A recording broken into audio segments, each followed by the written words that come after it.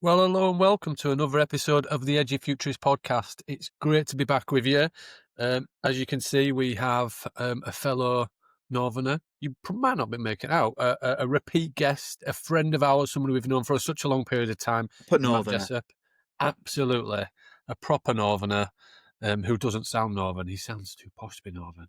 Must be from the northwest or something like that.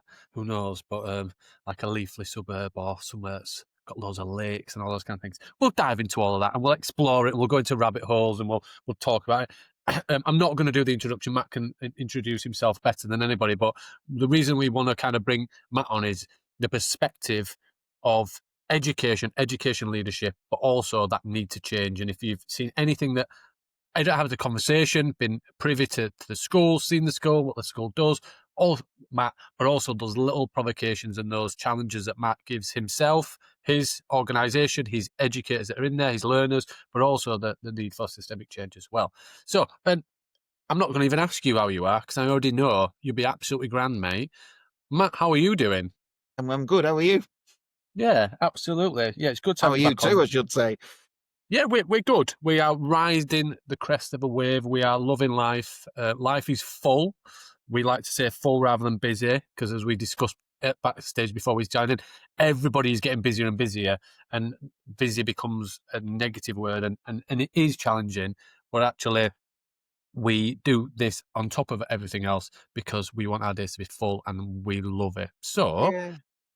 what have you been up to then? Tell us a bit about yourself for those people who maybe didn't and don't know you, Matt. Walk us through that, your journey, what your roles are, the different characters and hats that you play, and then we'll dive into some stuff, shall we? I'm a primary school head teacher, basically, up in the Northwest, proper Northwest. None of this Liverpool, Manchester nonsense. We're the proper North here, nearly in Scotland.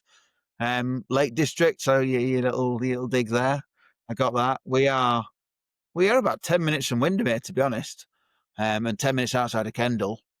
And I will brag that the valley we're in was in the 50 most beautiful places in the world, Lonely Planet travel book.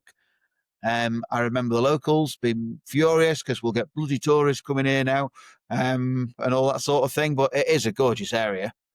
But I've got friends in, deprived urban areas. Don't have those challenges at all, but we do have social isolation and rural deprivation and things. And interesting, going back to COVID, we started a food bank, and I remember ringing the local food bank in Kendal saying, you won't have much out here, but we've got all these boxes. And they said, oh no, we deliver loads to your area. Because you might have all these families with these lovely farmhouses and things, but they can't afford to heat them. And you're thinking, I've never actually sort of made that connection. So it's a different world to the likes of Fleetwood, Birmingham, Manchester, London and things. But yeah, it comes with its own challenges. But yeah, I wouldn't swap it. I always get amused. And you two are probably a bit better on the transport networks when someone says, can I pop to London?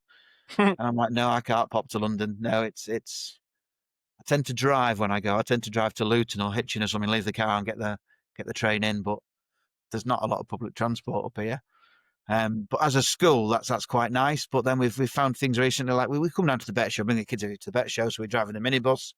You can't park a minibus in London.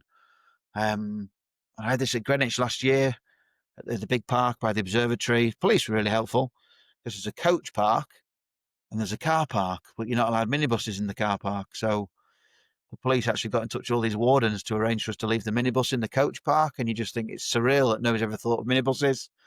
And then the other thing is we go to France every year with the kids because it's cheaper to take our year sixes to the south of France and quicker than it is to go to London, because we just pop across to Leeds on the back roads, A65, Leeds Bradford Airport. 2 hours later, flying over France. And yeah, it's quicker to get to the south of France, including from the airport to the house, than it is to get to London. And I don't think it's like a different world up here sometimes. And I'm quite happy being detached from most of it most of the time, to be honest. We're in a little bubble, and it's good to be in that bubble. Yeah. And obviously the work that you're doing at Crosthwaite in that rural space. For those who are listening who have not seen anything of Matt on socials, and the work that they're doing at Crosthwaite, it's rural. So you've got animals and you've got outdoor space, but also it's a school that is pioneering technology as well and trying to support young people to use that. And they won, for those people who don't know, Crosthwaite won our Edufuturists Primary School of the Year in 2 years, 2021, I think, double and winners. 2024. Want a hat trick now? Yeah, on for the hat trick. It's you've been pioneering that and trying to do something different in that. So I wonder if you are the way that you're doing primary education and leadership in that space. Is quite admirable. We look at somebody like you, not just championing what you do from an education perspective, from the technology and all the bits that go with that. Actually, a head teacher that is willing to put their head above the parapet and also try and change things about the values that really matter to you and what really matters in education. So I wonder if you could kind of talk about that as your approach into primary education. I'll try to. Yeah, thanks. I think there's more people prepared to put their head above the parapet than there used to be. But then you take a step back sometimes and you're conscious that whether it's LinkedIn or Twitter, which I don't use much anymore, you've got your own followers and people you follow, and you're in a little bubble sometimes, aren't you? But no, I think for the kids' perspective, we're very lucky technology-wise. We've got Pete Rafferty, who's one of your winners as well. I think one of the first ones, and we've got a trust coming up to see us, a multi-academy trust from Bolton Wigan way in a couple of weeks. Coming up with a friend from Manchester who works with Andy Burnham, and he's bringing them up. And he rang the other week and said he wants to bring up to see our digital strategy. And I was like, well, we don't really have a strategy because I've never actually taken the time to write down a detailed 30-page document. But actually, because we've got Pete, when you take a step back, our strategy for tech is to embed it from the age of 3. So you come in on a Thursdays and Pete's there, and they've got B-bots and they've got iPads, and some are on the Chromebooks. They can't sign themselves in yet at the age of 3. But they've got that much stuff going on. So whether it's technology awareness or fine motor skills, it's great. But within all that, the sort of stuff that Pete shows them and the staff shows them and how embedded it is across the curriculum means that by the time they get to year 5, 6, they are way ahead of most adults I know and most schools I know. And they don't realise it. But the sad thing is, all the secondary schools around here, I try not to criticise them, it just dies out. It just stops. So my daughters both go to a school which is a lovely, friendly school. They've banned AI. So there's posters everywhere saying AI is banned. And it bugs me a bit, that sort of thing, because I don't agree with that approach. I get why they're banning smartphones in school. And again, the reasons they've done it and the reasons it should be done is very different. But no, we can only control what's in the school here. So our tech approach is that it's firmly embedded across everywhere. Showed a few families around today, and I've been able to sort of explain that our 2 main strands are technology and the outdoors. And sometimes they come together, and one of them said, how much tech do you use? I said, well, we don't actually have that set. So in a winter's week, you might find 5, 6 on the devices every single lesson. But you'll always find some choosing not to use it because they want to use a book or they want to write it or something. But I said in summer term, especially one we just had where it was bright sun, they barely had the tech out at all because it was bright sun, we were outdoors. We do occasionally take the technology outside, whether it's tablets or Chromebooks, because we do try and mix it in together, and the kids have got their own portfolios, so they take evidence, photos for that. But yeah, the outdoors, it's outdoor learning officially, but I think unofficially, with the first school in the country that linked with the Prince's Trust, where the kids can get an Ofqual recognised diploma. It took us about 3 years to agree. Prince's Trust is now the King's Trust, or sort of in the process of that, and they've moved their focus to the cities, which is absolutely fine. But we've kept going with what we do, and little things like the Lumberjunkers project. As a head, I'm quite prepared to say we're going to spend 3 days, whole school, making stuff out of pallets. Absolutely brilliant what you got from the kids. And even again last year, I said to 5, 6, they did a project with Stanford University in Canva and ThingLink, making an immersive resource for the lakes.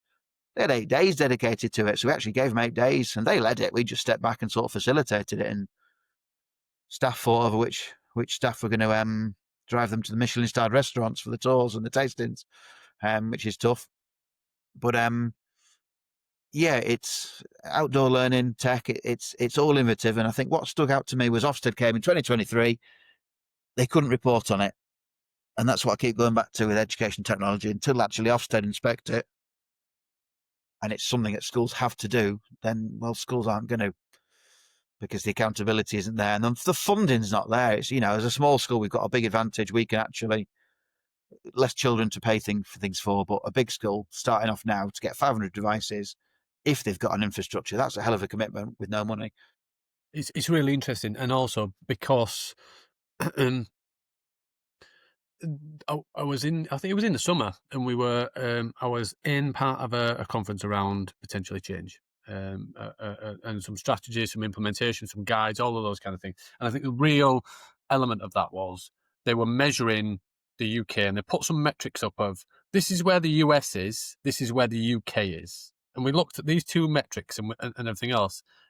And it's like, great. I think it was like 85%. There's some reduction in the US in regards to infrastructure, education technology, one-to-one devices, all of those kind of things. And also then, so you take that context and then you take the UK and it's about 20% saturation. I don't even think it's that, but let's say 20% in terms of one-to-one devices and all those kind of things. Whether I agree with one-to-one or as a start. But also what it showed is it introduced a policy. And then we talked about the fact that, remember the EdTech strategy that came out for the government, and it was like, oh, this is a chance for meaningful change, and then it was like, here's 10 million, and it was like, you break it down per learner and per school, and it was like, literally, it was pointless. You might as well have just not funded anything. It was It's just so PR, mediocre. isn't it? Absolutely, and I think They it's did that it thing in of, the was it last autumn?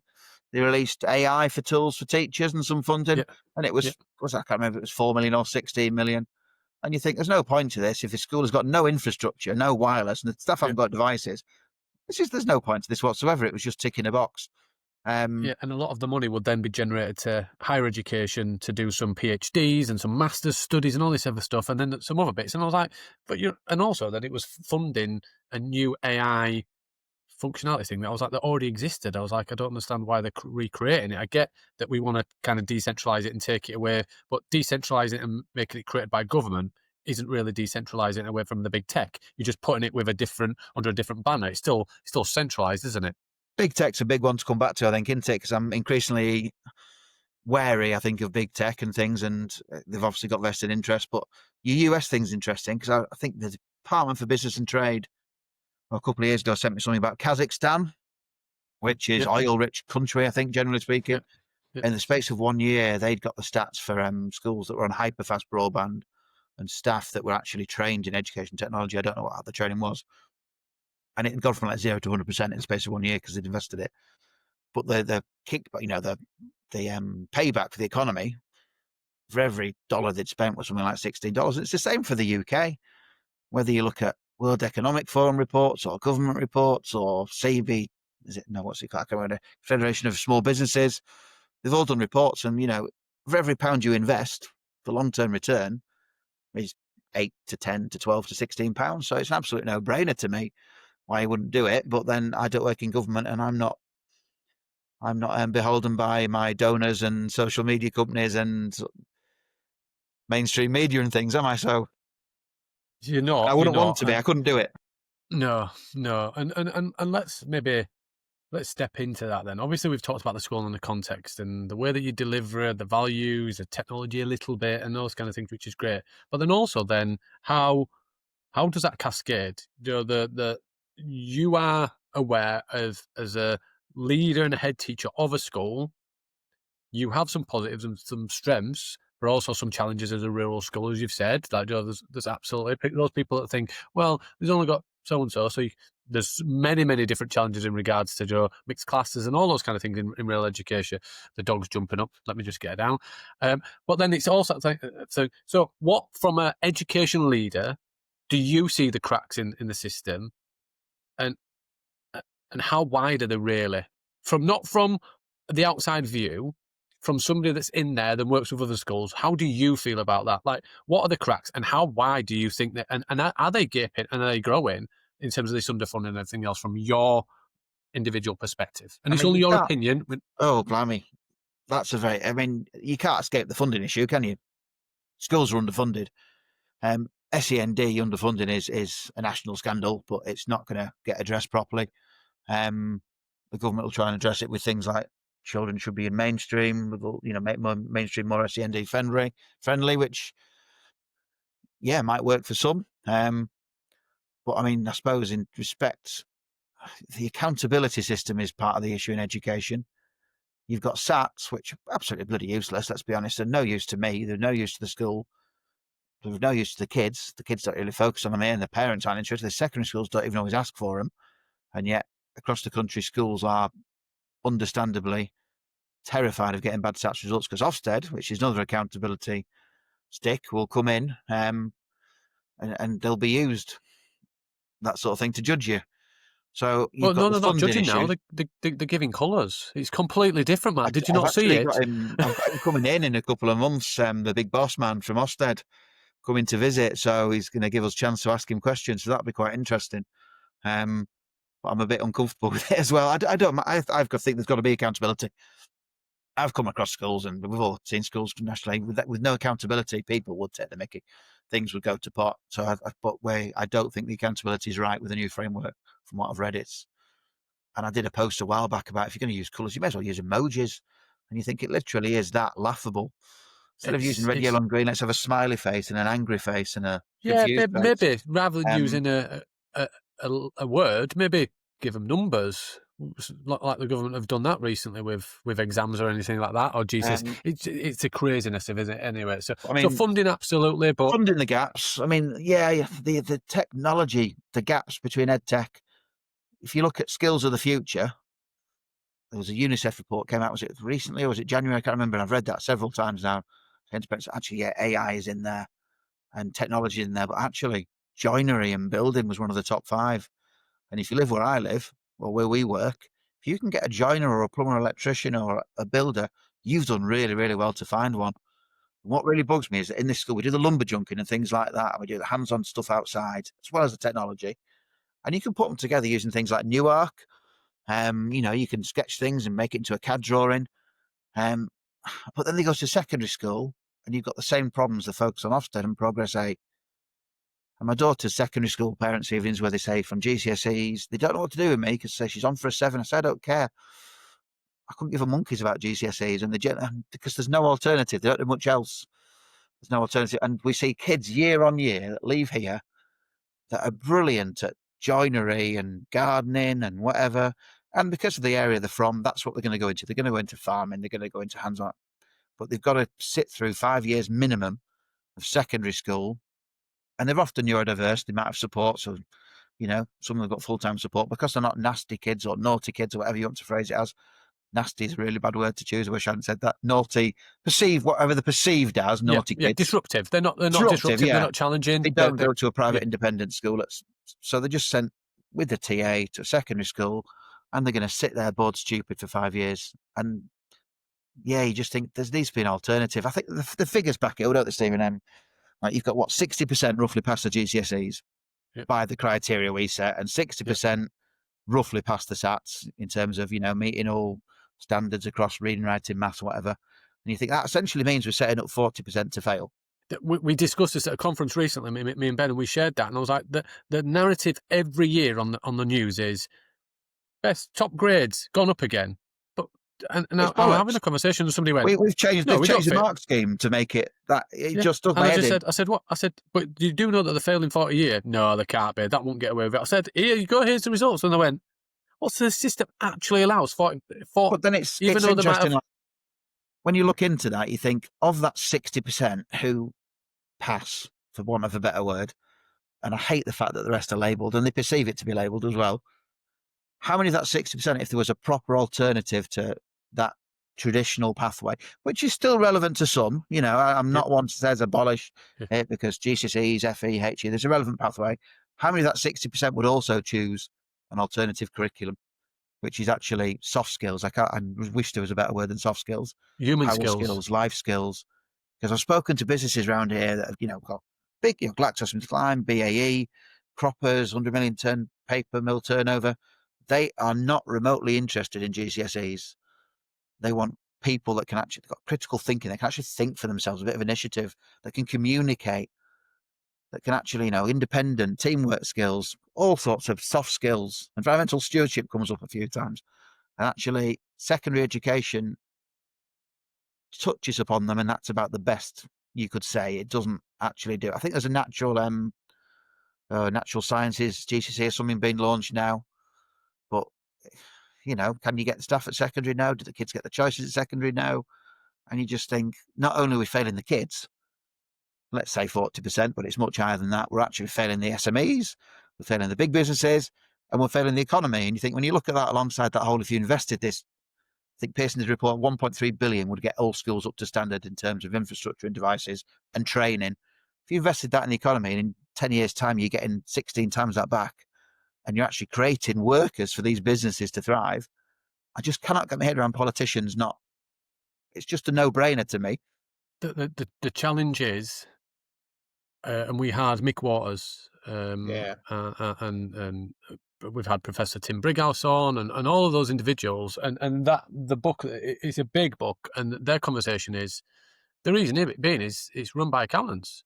Yeah. Education is run by accountants, and the challenge is that when you go through that conversation and you really think about it, let's pretend, obviously it doesn't work like this in the real life, but let me just exaggerate a little bit. You've got a line of politicians, and you've got the treasury, or you've got the accountant sitting behind a desk, and you've then got transport, and transport will go in and say, for £1 million, we'll give it a million because it's a round number, I will replace this amount of infrastructure and lay you this amount of road. Then you've got that in terms of hospital beds, because that's what they do for the health secretary, the tangible thing. And then you get to education. It shouldn't be doing that for health anyway. But then you get to education, and it goes, for that, I will give you this tangible result. And the easiest tangible result that happens every single year is grades and a result, hence why the system is continuing doing it, because we talk in education now in finance language, outcomes and all this other stuff. And I'm like, when did we? It's because we're run by accountants, and that's the challenge. I think it might have been Mick, actually, who was saying that we are approaching the Department of Treasury about alternative models as opposed to the Department of Education. So if we can get the Treasury to listen to it, they're the ones that will actually say to education, no, you need to do this because this is what we'll fund, not which goes, exactly what you've just been saying, isn't it? But it is, Mick stands by it and says, look at all the language, look at the conversation. Everything is outcome and accountancy and finance conversation. But I mean, finance and outcomes is interesting. Like, I quite like Minerva from what I've seen and from what I've spoken to Hugh Viney, isn't it, and things like that. But it was interesting talking to him. He's running his schools at, is it 40, 50% of what a school is actually run at in terms of staffing costs? And you're thinking that's huge. But it's also meeting the needs of these kids through mainstream traditional education. I mean, it's Victorian, let's be honest, it is Victorian. Just doesn't work. But then we talk about outcomes, they're doing some stuff in the Northeast, as I mentioned before. And the children that are involved with these education establishments have been excluded from so many secondary schools. But their attendance has gone from almost 0 to 100% because actually the focus is on the mental health to start with and getting the engagement. And once you get to do that, then they're going back to saying, "Oh, can I get my maths GCSE?"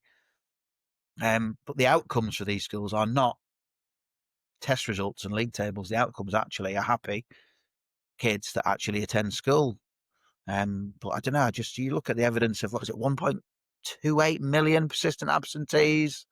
There's talk that it might be closer to 1.8 million. Something stupid. Currently. Yeah, it's absolutely bonkers. Kai over in he did his podcast the other day, and I tried to read it, but Becky Francis, who seems very well respected, and what I've seen of her, she really knows the stuff. He's tweaking it, and I don't tweak it, obliterate it, and start again. And you know what? If the worst case is we have no league tables for a year or two, then that's absolutely fine too. But I remember attending something at the in London at Parliament or something, and it was various well-respected Labour Night of the realm, whatever they call them, saying it'll take us 10 years. I didn't like to say the name, but you've just said it. He did a speech, and he was sort of saying... Jim's been on the podcast, is a provocateur like we all, and he will openly say it often. Well, he just said it'll take us 10 years to get a new curriculum and a new assessment system, and this was 2 years ago, so it was before the AI explosion. I remember standing there talking to David Harkin, I think, 8 Billion Ideas, and Jim Knight said it'll take us 10 years to do a curriculum and assessment system, and David said, well, I do it in a month. I set up whole curriculums for schools in a month, and I'm thinking, this is the problem, isn't it? But it's been interesting working with Uruguay, because in Uruguay, the government actually said to education, right, you run it. So they created almost like a board of directors, and they have a seat on the board because they fund it. But actually, education in Uruguay is run by educators. And I'm thinking straight away, you're ahead of England just by taking that move. Long term, that'll be better. Cross party, and again, going back to the accountancy conversation, he's funded by them, but also the reason why it's such it's things that can be judged in tangible ways in such a short form, is we don't play the long game. We don't play the infinite game in education. And it is an infinite game. We just play a finite game of metrics in regards to political government cycles, and then we play the part in terms of DFE, minister, and education sector. The lifespan is about 18 months. So why would they really want to change anything? So you go through all of those kind of things. Have we had 15 or 16 in the last God knows how many years? And you go through it and you look, well, no wonder nothing's changed, because ultimately it's such a short time frame that why would they? You need and to I do know what they would Estonia's decide done, to. don't you? Yeah. The first thing I do with anything, whether I'm doing it here, is I go online and I look at who's done something good, and I find a few of them, and I look at their ideas, put them together, steal the best bits, and do it. And you think, as a country, all we need to do for education or for accountability is do exactly the same thing. So if it's accountability, well, let's look at Wales. They've got Esting going into schools every term, but actually they're actually accountable for the schools as well. So they've got an investment there. It's not perfect, I know, but it's better than what we've got in this country. You look at education, you think, well, Estonia's and Finland, the PISA tables, they're right up there. So look at what they've done and copy it. It's not rocket science, but no, instead we're going to tweak the national curriculum. And I hate the word tweak. Like I say, I'd just blow it up. Because we'll just be the same place again with the next government. Yeah, Whether it's absolutely. 3, 4, 5 years, somebody else will come in and change it. But the curriculum is about 15 years out of date now. And Yeah, I mean, I my think daughter nailed it, Stephen. She's got a real good head on her shoulders, and she asked me about things like, why do I need to know Pythagoras' theorem? I said, I don't know. You'll never need to use it. And actually now I can guarantee you can scan it with AI and do it yourself. So maybe there's a jobs like engineers and things where I get it. It's justified. But then she's also saying, like, other teachers, because she started GCSEs this year, they're all telling me to revise. Nobody's actually taught us how to revise. And I'm thinking, Christ, you're right. We don't hear. and I know you talked about some of the big tech, but I'm going to talk about an individual within it works in I think and I need to have a check of it and fact check it. But talked about that one of the biggest skills that will evolve in education will be, and it wasn't a Google thing; it was just in conversation. Is the ability for and the need for learn to learn? We don't narrow down to getting learners to understand why they're learning something and how to learn it, like you've said. Actually, what we're saying is just revise. Well, they don't know how to explore that, because ultimately they've been sat in rows for the last couple of years and all those kind of things. So we have we really developed their understanding, or have we just give them No, information? We talked about this. that's quite. We talk about that here, and we do a lot of that here because we say showing the kids how to use AI this year is a big focus on AI. It's a lot of training, but we touched on it last year, and actually you can find out anything. But actually, it also goes back to like when we talk about how to use the internet, and actually, is it got a little padlock in the top left, right? Okay, who wrote it? What's the web address? And it's the same with AI. So they don't need to learn the knowledge, but they need to know how to find and check the knowledge that's there. And our next big conversation at school, and I've shown them, especially 5, 6, shown them loads of things, is like misinformation and deepfakes, because actually it feels like a lot of countries are governed by social media now. I think that's definitely the case in England. You know, you've got Reform doing very well in polls because God help us, they believe things that are shown on social media. But as kids, you know, how are we going to show them what's real and what's fake? And I showed them lots of things. And I showed them a picture of Donald Trump on stage dancing for about 3 minutes, a little video, not a picture. And I said, right, was that misinformation or was that deep fake? And they said, oh, yeah, it must be fake. I said, no, that's real. And you think, what chance have these kids got? What chance have adults got nowadays? I know the EU next year, I think anything AI created has got to be labelled as such, hasn't it? It won't be. Yeah. We know straight away there'll be lots of people creating things. But, you know, you're thinking, I don't know, the ethics work behind AI and actually understanding what's real is going to be such a challenge. But if we don't get it right now, next generation's stuffed. It literally will be Elon Musk telling people what they think. Yeah, and you've talked about kind of the need for change, and I know that you are in the school, but also in a cluster. So you must be in a network of other educators. So is it whether you feel like an echo chamber or anything else, and you will hear, you'll meet other people, you'll get to hear from ministers and everything else. Do you feel that others are seeing this need for reform, or actually do you feel, because you mentioned this earlier when you said, when I put it on social media, there's more people putting more on social media, whether that's an echo chamber. But do we think actually more people are seeing it, or do you think they're just too busy, or do they I think think they it's disagree, or what? Yeah. definitely more seeing it, but it's still a niche, I think. And I think we've got such a fractured country, haven't we, in terms of education? Like, I was looking at that Cottesmore thing that Tom Rogerson put on that you and Ben, I think we're down and talking at and comparing, whatever, leading. And I was thinking, I know so many schools around here that would have benefited so much from going to that and just seeing what's out there. And the Bet Show, we go every year, and you think, yeah, they're just getting the voice of the kids. What do you think of that? And if the kids could actually say it, they'd say, "Oh, that's crap." They don't. They say it's not very good. They're very tactful. You're thinking, actually, yeah, from the voice of angels sort of thing. They'll tell me exactly what's what. And you just think, yeah, I don't know. It's still niche, and there's still a lot of people blissfully unaware of what's out there. There's a lot of people blissfully unable to do what they'd like to do because of that accountability. We do have a local cluster of schools, but we don't do much with them for various reasons. The good schools sort of have a little network of heads nationally that I'd sort of meet up with and chat to occasionally. But they're all very different sectors. But yeah, I think everything it all comes back to it's that fractured. Like when a company's trying to get into the UK tech market or the ed tech market, and they say, "What do we do? Do we just go to Bet?" I say, "No, don't go to Bet," because actually hardly any schools attend Bet.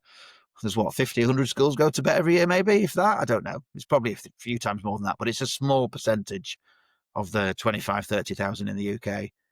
And even then, it's like a different world, isn't it? So if you don't go to Bet, you've got to go to every show.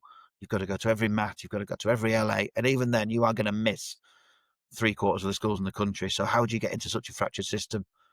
And you think the only person that can do anything about that is Bridget Phillipson. But I don't know. I do feel that we've got to a stage now where a lot of people just ignore education and get on with things. Department for Education. But I don't know.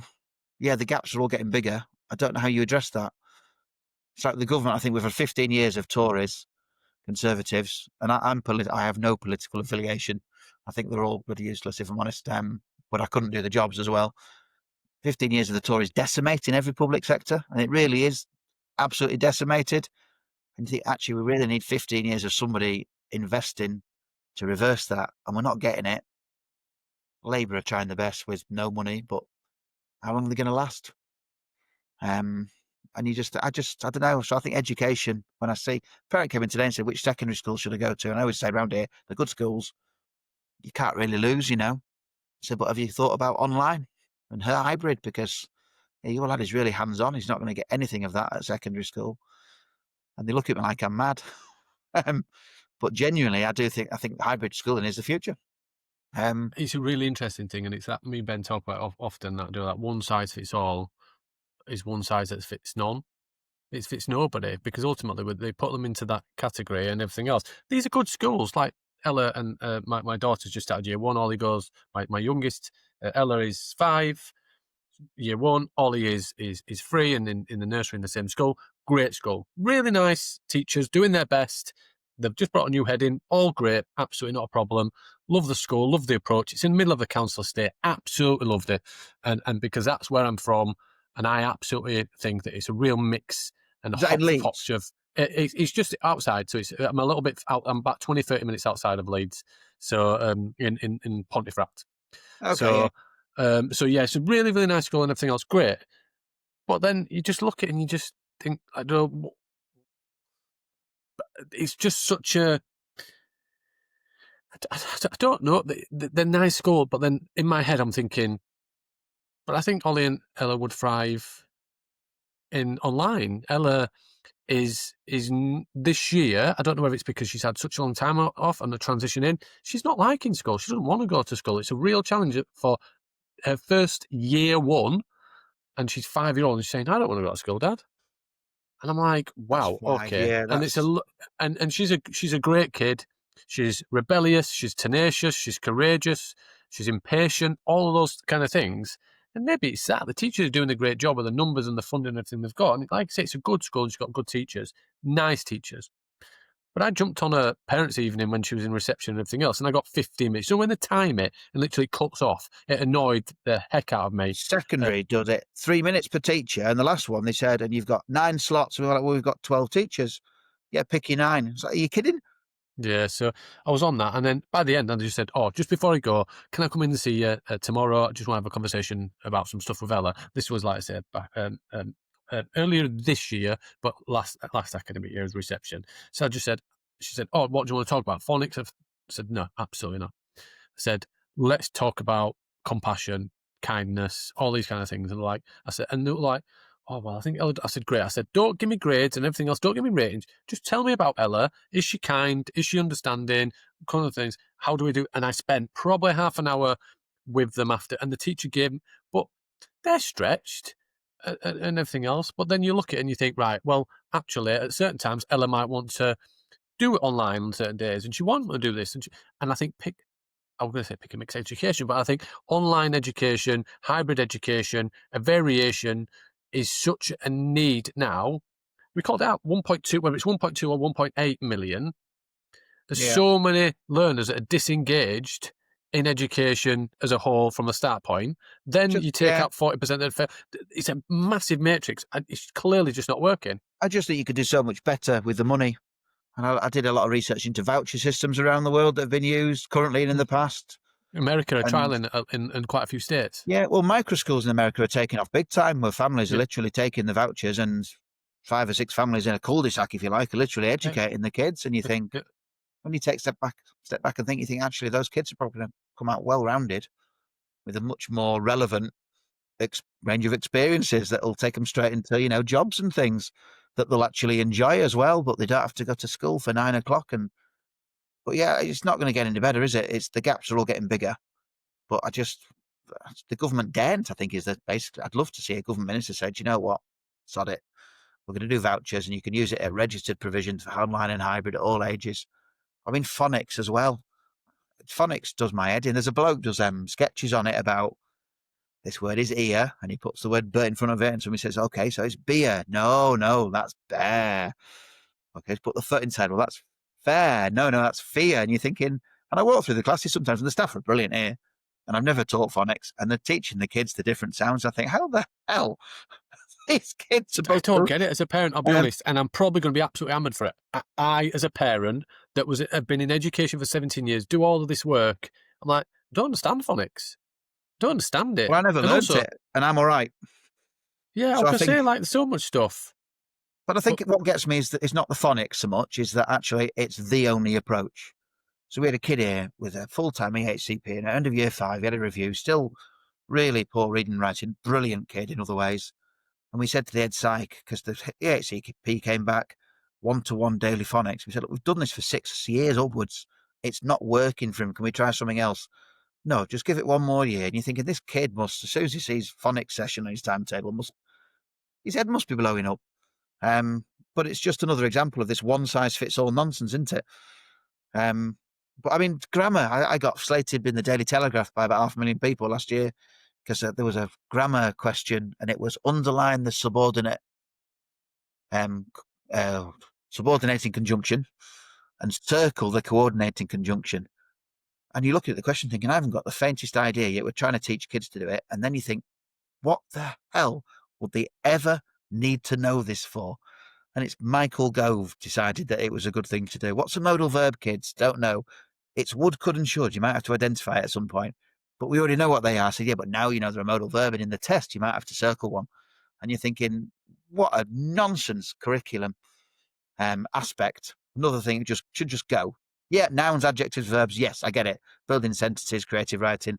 But modal verbs, conjunctions, preposition, I don't know. I don't know that they are, because I And they don't just teach keep adding 5-6 in. anymore. They just keep making the curriculum more and more full, and then saying, well, you can't work on digital. And teachers go, well, I ain't got no space and time. It's because it's so full and they've just got to cram stuff in. If you look at education and what its purpose is, we've lost its purpose. We feel that it's a filling of minds, of information to regurgitate, when actually it should be about driving passion and pulling I mean, excitement and learning out and you've got this education now to out. regurgitate and things, so you need to Yeah. actually boost the creativity and get them to be thinkers for themselves. But I don't know. I'm pretty much done with it. So it's a tricky one, isn't it? The Northeast stuff is great because they can ignore the national curriculum, so doing social learning, which I think is brilliant. We've got the outdoors and we've got the tech here and other stuff, and we probably lose at least half our school year to stuff that isn't national curriculum. and it's brilliant, and it's why we're oversubscribed. But we could get an Ofsted inspector come and slate us. We could get the chief inspector come and slate us in a couple of months. I don't actually think Ofsted aim to do that, but the way the framework is interpreted and things sometimes by certain inspectors, I think that's as much of an issue as the actual framework with its nonsense colour coding. But I mean, whatever they say about the framework, well, a head took her own life. If that's not a good enough reason to actually completely wipe the slate clean and start again, not just rejig it, which is what essentially they have. If they haven't done it now, based on all of that, what would make them do it? Yeah. So that's one of the questions that I'll say the staff will ask him. It'll have to be me, but it'd be interesting to see what his answer is, because I'm told by people that know him that he genuinely wants to change things, but I don't know how politics works in those circles. I'm not allowed into them for good reason. Yeah. So I suppose my question was a platform for change. I suppose that's great that he's come in.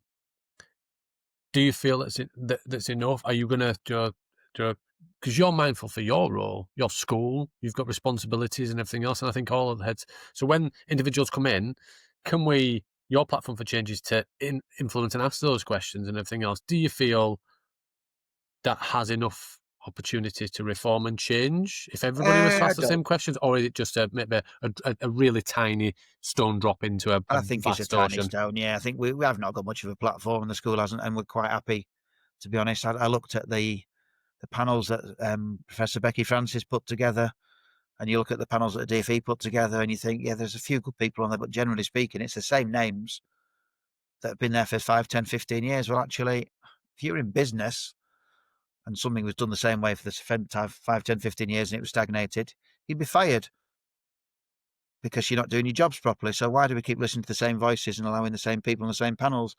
And I can't get my head around. I've got nothing against Matt's, and I know some Matt's that are very good. Like schools, there's some very good and some very different ones, I should say, instead of poor. But I can't get my head around the fact that there's CEOs that don't go into the schools. How can you possibly be responsible for a school if you never go into it? So when I speak to a head friend who says he's a head of school, doesn't get taught at the head teacher rate, a bit less, and he's got a CEO, and they've got 13 schools, and for 3 years the CEO has never been into the school. How the hell can you be responsible? You're an accountant, like you say. That's the problem. How can you get a feel for the schools if you don't go into them?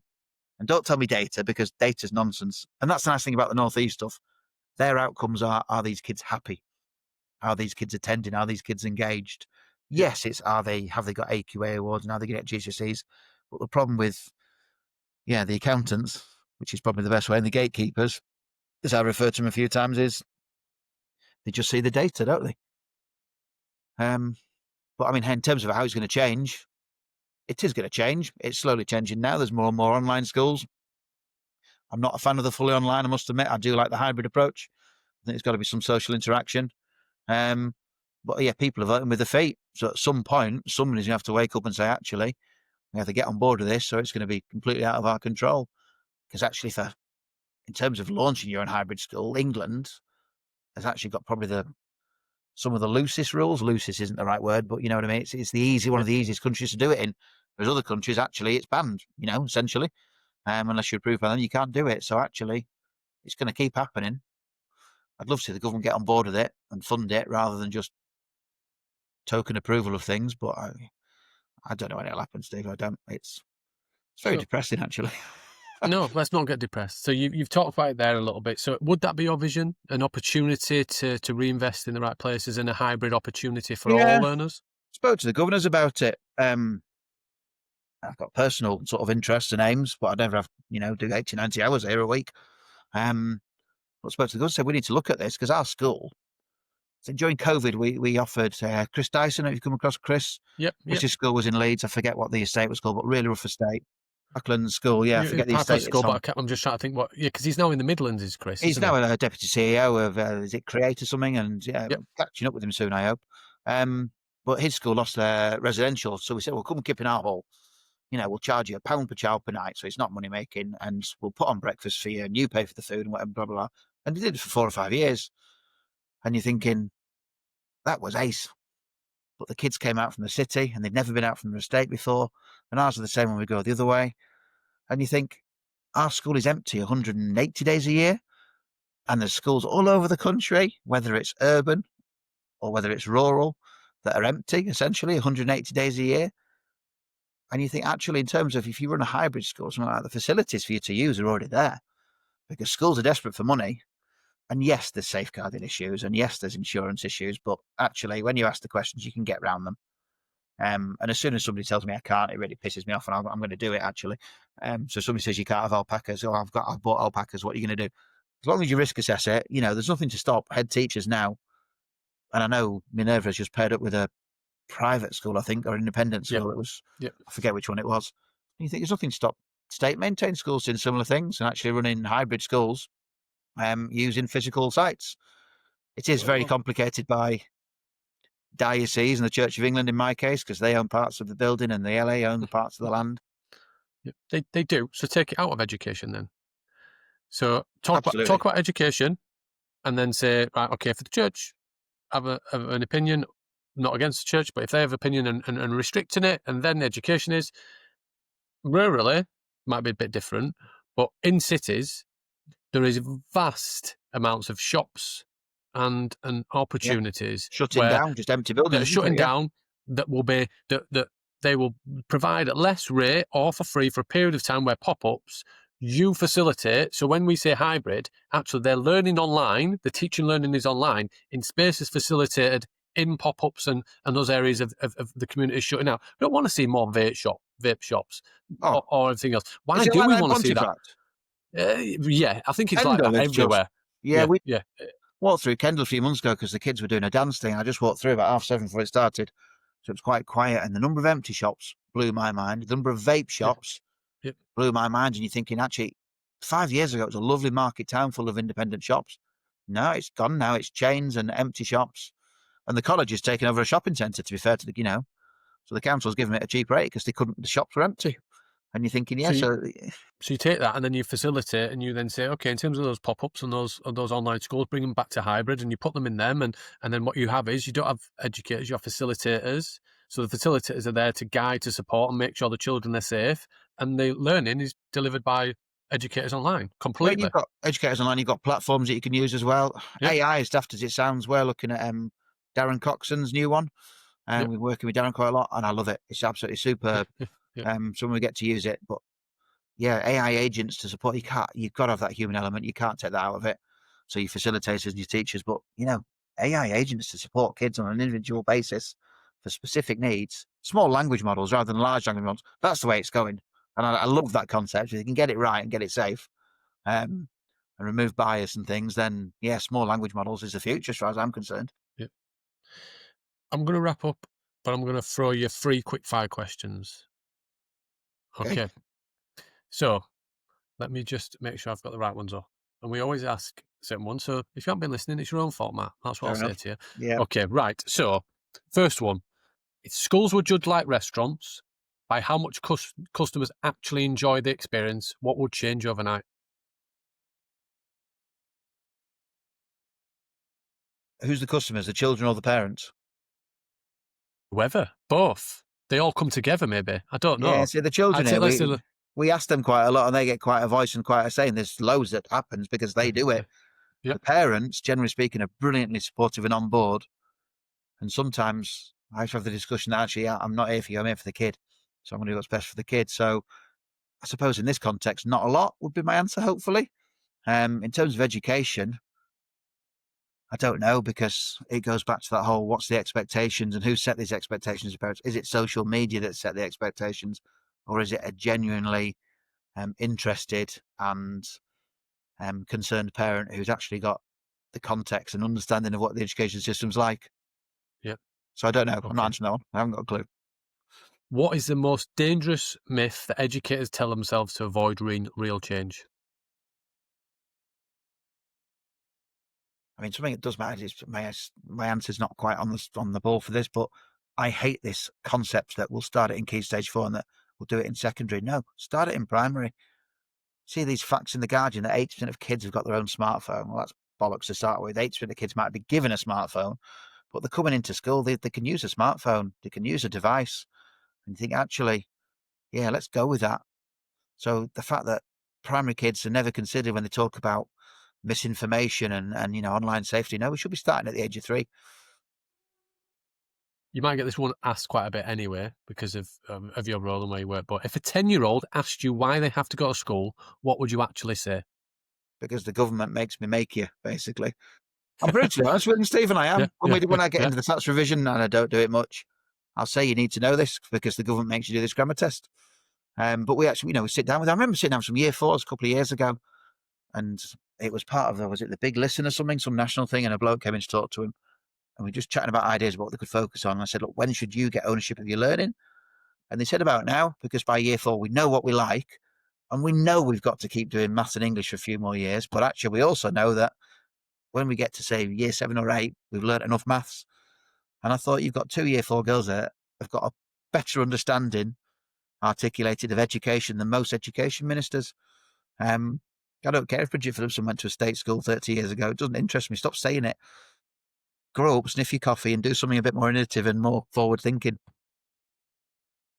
As always, it's been an absolute pleasure, mate. Really appreciate your time as always. Thank you for having me. We'll have it on. We'll share information to Crosthwaite in the show notes, and if you can follow Matt on LinkedIn, you'll see his positive Rants. provocateur and challenges when he sees something in his organisation or around education that needs just challenge. Matt is positively challenging in a good way, so we champion that, we support that, and we love Are you the still work there, that you do, Stephen? Matt. Because it's So frozen on keep me. up the good work, mate, and appreciate it. And thanks for listening, everybody.